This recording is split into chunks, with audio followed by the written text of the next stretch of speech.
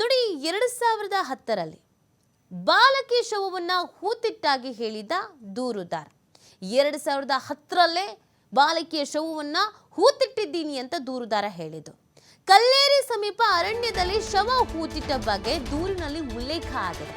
ಅದರಂತೆ ಕಲ್ಲೇರಿ ಸಮೀಪ ದೂರುದಾರ ತೋರಿಸಿದ ಜಾಗದಲ್ಲಿ ಶೋಧ ಆಗ್ತಾ ಇದೆ. ದೂರುದಾರ ತೋರಿಸಿದ ಜಾಗವನ್ನ ಪಾಯಿಂಟ್ 15 ಅಂತ ಮಾರ್ಕ್ ಮಾಡಲಾಗಿತ್ತು. ಸ್ಥಳ ಮಹಾಜರಿನ ವೇಳೆ ಅಸ್ಥಿಪಂಜರದ ಕುರುಹು ಅಲ್ಪತ್ತೆ ಆಗಿಲ್ಲ. ಬಳಿಕ ಸ್ಪಾಟ್ 15ರ ಅಕ್ಕಪಕ್ಕ ಮತ್ತೆ 3 ಜಾಗ ಗುರುತಿಸ್ತಾನೆ ದೂರುದಾರ. ಆ ಪೈಕಿ ಒಂದು ಸ್ಥಳ ಸ್ಪಾಟ್ ನಂಬರ್ 15A ಅಂತ ಮಾರ್ಕ್ ಮಾಡ್ತಾರೆ. ಅಂದರೆ ಆತನಿಗೆ ಸ್ವಲ್ಪ ಕನ್ಫ್ಯೂಸ್ ಆಗಿರುತ್ತೆ. ಈ ಹಿಂದೆ ಆತ 1, 2, 3, 10 ಅಂತ 13 ತನಕ ಏನು ಮಾಡ್ಕೊಂಡು ಬಂದಿದ್ದ, ಅದರಲ್ಲೇ ಆತನಿಗೆ ಗೊತ್ತಾಗಿದೆ, ಇಲ್ಲ ನಾನೇನೋ ಎಡವಟ್ಟು ಮಾಡ್ತಾ ಇದ್ದೀನಿ ಅಥವಾ ನನಗೇನೋ ಮರ್ತೋಗಿದೆ, ನಾನು ಪರ್ಫೆಕ್ಟಾಗಿ ನಾನು ತೋರಿಸ್ತಾ ಇಲ್ಲ ಅಂತ. ಅದಕ್ಕೆ ಇದರಲ್ಲಿ ಏನು ಮಾಡಿಬಿಡ್ತಾನೆ, ನನಗೊಂದು ಸ್ವಲ್ಪ ಚೇಂಜಸ್ ಬೇಕು, ಇಲ್ಲಿರ್ಬೋದು ಅಂತ ಹೇಳಿದ್ದಾನೆ.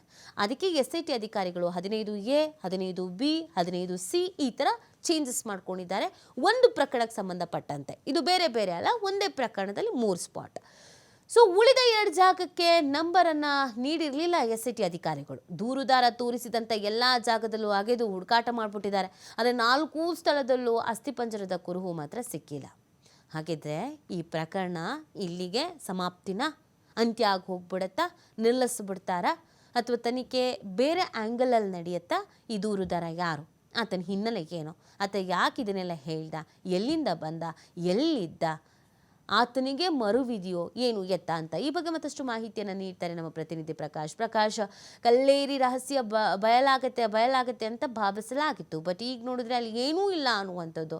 ಈಗ ವಾಟ್ ನೆಕ್ಸ್ಟ್ ಅಂತ ಪ್ರಕಾಶ್, ಅಂದರೆ ತನಿಖೆ ಹೇಗೆ ನಡೆಯುತ್ತೆ, ತನಿಖೆ ನಿಂತೋಗುತ್ತಾ, ದೂರುದಾರನಿಗೆ ಇದು ಯಾವ ಥರ ಒತ್ತಡ ಆಗ್ಬೋದು, ಎಫೆಕ್ಟ್ ಆಗ್ಬೋದು ಅಂತ?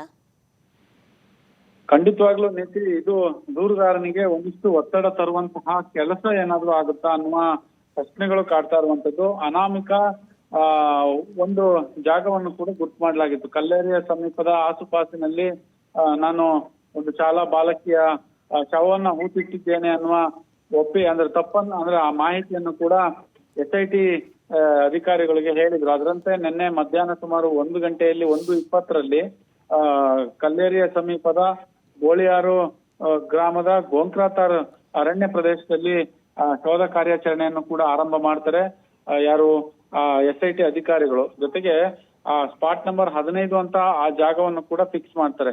ನಂತರದಲ್ಲಿ 15ರಲ್ಲಿ ಯಾವಾಗ ಏನು ಕೂಡ ಕುರುಹು ಸಿಗದ ಹಿನ್ನೆಲೆಯಲ್ಲಿ ಅಲ್ಲೇ 15A, 15B ಅಂದ್ರೆ 4 ಕಡೆ ಜಾಗವನ್ನು ಕೂಡ ಅಗೆಯುವಂತಹ ಕೆಲಸಕ್ಕೆ ಮುಂದಾಗ್ತಾರೆ. 4 ಕಡೆಯಲ್ಲೂ ಶೋಧ ಕಾರ್ಯ ಮಾಡಿದ ನಂತರ ಅಲ್ಲಿ ಯಾವುದೇ ಅಸ್ಥಿಪಂಜರದ ಕುರುಹುಗಳಾಗಿ ಸಿಕ್ಕಿಲ್ಲ. ಹಾಗಾಗಿ ಇದು ಎಲ್ಲೋ ಒಂದ್ ಕಡೆ ಅನಾಮಿಕನಿಗೆ ಒಂದಿಷ್ಟು ಒತ್ತಡವನ್ನು ತರುವಂತಹ ಕೆಲಸ ಆಗುತ್ತಾ. ಯಾಕಂದ್ರೆ ಕಲ್ಲೇರಿಯ ಸಮೀಪ ಸಾಕಷ್ಟು ಒಂದಿಷ್ಟು ಅಲ್ಲಿ ಏನಾದ್ರೂ ಕುರುಹುಗಳು ಸಿಗುತ್ತಾ ಅನ್ನುವ ಚರ್ಚೆಗಳು, ಅದರಲ್ಲೂ ಶಾಲಾ ಬಾಲಕಿ ಅನ್ನುವ ಹೇಳಿಕೆಯನ್ನು ಕೊಟ್ಟ ನಂತರ ಅದರ ಮೇಲೆ ಜಾಸ್ತಿ ಎಲ್ಲರೂ ಕೂಡ ಎಕ್ಸ್ಪೆಕ್ಟೇಷನ್ ಇಟ್ಕೊಂಡಿದ್ರು, ಏನಾದ್ರೂ ಕುರುಹುಗಳು ಸಿಗುತ್ತಾ ಅಂತ.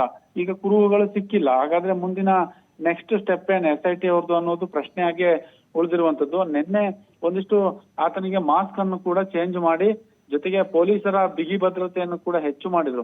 ಆತ ಕೇಳಿಕೊಂಡ ಹಾಗೆ ಗಲಾಟೆ ಆಗಿತ್ತು. ನಂತರದಲ್ಲಿ ಪೊಲೀಸರ ಭದ್ರತೆಯನ್ನು ಕೂಡ ಕೇಳಿದಂತಹ ಅನಾಮಿಕನಿಗೆ ಮತ್ತೊಂದಿಷ್ಟು ಭದ್ರತೆ ಹೆಚ್ಚಾಗಿತ್ತು. ಆದ್ರೆ ಆ ಪೈಕಿ SIT ಅಧಿಕಾರಿಗಳು ಈಗ ಸ್ಪಾಟ್ ನಂಬರ್ 15ರಲ್ಲಿ ಯಾವ ಕುರುಹುಗಳು ಸಿಕ್ಕಿಲ್ಲ, ಸ್ಪಾಟ್ ನಂಬರ್ 15A ಆಗಿದ್ದಾರೆ.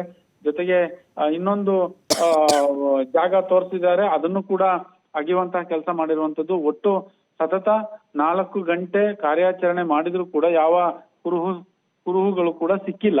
ಹಾಗಾಗಿ ಎಲ್ಲೋ ಒಂದ್ ಕಡೆ ಮತ್ತಷ್ಟು ತನಿಖೆಯನ್ನ ಚುರುಕು ಮಾಡ್ತಾರ. ಜೊತೆಗೆ ಆತನ ಏನು ತೋರಿಸಿರುವಂತಹ ಜಾಗಗಳಿದೆ, ಈಗ ಸ್ಪಾಟ್ ನಂಬರ್ 13 ಏನಿದೆ ಅದನ್ನ ಹಾಗೆ ಉಳಿಸ್ಕೊಂಡಿದ್ದಾರೆ. ಅಲ್ಲಿ GPR ತಂತ್ರಜ್ಞಾನ ಬಳಕೆ ಮಾಡ್ಬೇಕು ಅನ್ನೋದು ಅನಾಮಿಕ ಕಡೆಯವರ ವಕೀಲರು ಈಗಾಗಲೇ ಕೋರಿಕೆ ಪತ್ರವನ್ನ ಕೊಟ್ಟಿರುವಂತದ್ದು. ಆ ಹಿನ್ನೆಲೆಯಲ್ಲಿ ಅದು ಒಂದು ಸ್ಪಾಟ್ ಅನ್ನ ಹಾಗೆ SIT ಅವರು ಉಳಿಸ್ಕೊಂಡಿದ್ದಾರೆ. ಇವತ್ತು ಮತ್ತೆ ನಾಳೆ ಬಹುತೇಕ ಕಾರ್ಯಾಚರಣೆ ನಡೆಯೋದು ಡೌಟ್ ಅಂತ ಕೂಡ ಹೇಳಲಾಗ್ತಾ ಇದೆ.